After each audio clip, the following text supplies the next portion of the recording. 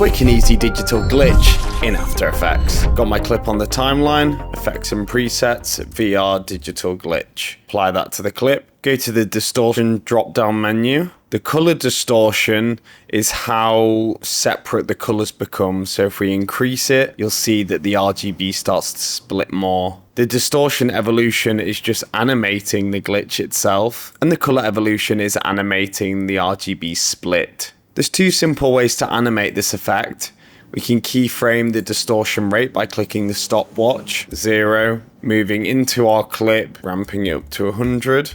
So it comes in like this. The second option is clicking the distortion rate, typing time asterisk 50, for example. So play around with these settings and have fun with how intense you want the glitch and how it ramps up over time.